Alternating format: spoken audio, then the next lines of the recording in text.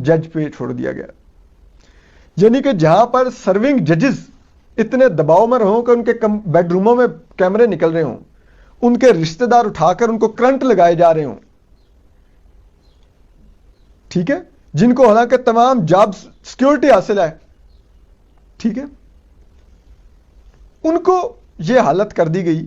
تو آپ سوچئے ایک ریٹائرڈ جج جس کو پتا ہوگا کہ بھائی یہ میں چند ہفتوں کے لیے اس کمیشن کا سربراہ ہوں, ادھر سے نکل کے میں نے گھر ہی جانا ہے, اور اس کے بعد میں انہی کے رحم و کرم پہ ہوں گا جن کے بارے میں یہ تحقیقات کر رہا ہوں کہ انہوں نے یہ کیمرے لگائے ہیں کہ نہیں. آپ کو لگتا ہے کہ وہ انصاف کر پائے گا؟ وہ بغیر کسی دباؤ کے یہ تحقیقات کر پائے گا؟ ٹھیک ہے, آپ سوچئے نا یہ کیا ہوا ہے, کیا پیغام دیا گیا ہے پاکستان کی عدلیہ کو.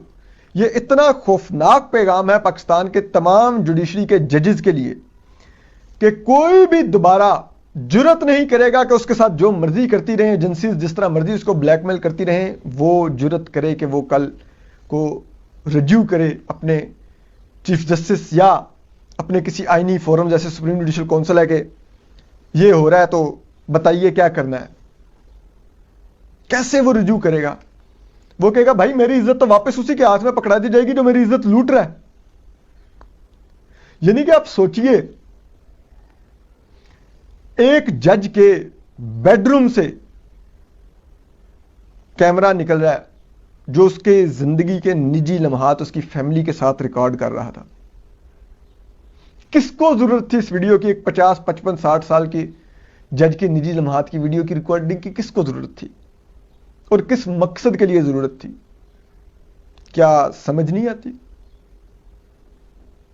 اس سب کے باوجود یہ سب کچھ چھوڑ دیا گیا اس حکومت پر. آپ سوچئے تو صحیح, اتنا سنگین معاملہ, ایک جج کا رشتہ دار اٹھا کے لے گئے, اس کو کرنٹ لگاتے رہے اور پھر اس کے خلاف ریفرنس بھی دائر کیا.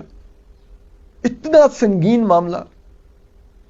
کسی جج کو رشتہ دار کے ذریعے میسج بھجواتے رہے کہ ملاقات کرو, دباؤ ڈالتے رہے اس کے اوپر.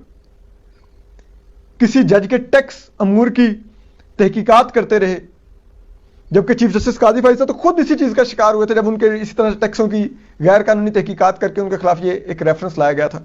تو کیا ان کو نہیں پتا یہ کون کرتا ہے اور کیوں کرتا ہے؟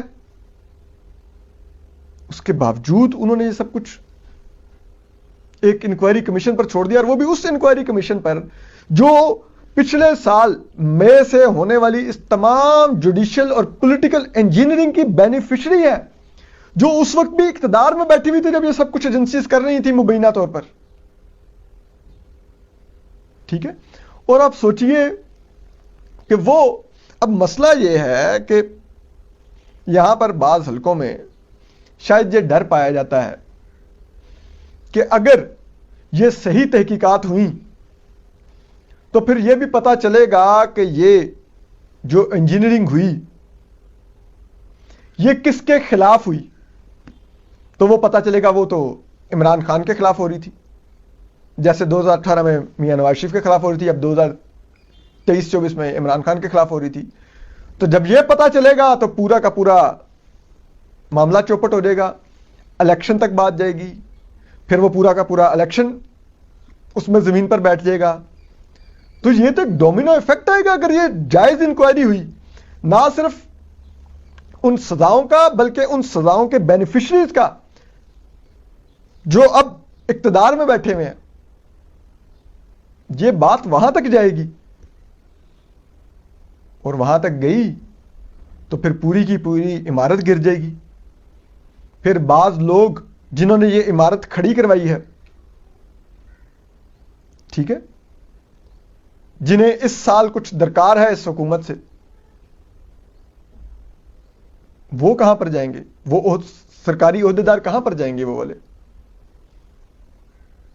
جو آج بڑی طاقتور پوزیشن پر بیٹھے ہوئے ہیں, جو فرعون وقت ہیں, وہ کہاں پر جائیں گے آخر اس وقت؟ تو یہ وہ خوف ہے جس وجہ سے اس کی انکوائری میں شاید پاکستان کی عدلیہ کی بھی اتنی دلچسپی نہیں ہے, یا عدلیہ کے کچھ اہم لوگوں کی دلچسپی نہیں ہے کہ یہ انکوائری درست طریقے سے ہو. تو انہوں نے کہا ٹھیک ہے ایک ریٹائرڈ جج سے کروا لیں انکوائری. اللہ اللہ خیر صلی اللہ. اس سے زیادہ یعنی کہ بھونڈا مذاق کیا ہو سکتا ہے پاکستان کے عدالتی نظام کے ساتھ, اس ملک کے جمہوری نظام کے ساتھ, اس ملک کے آئین کے ساتھ. ریٹائرڈ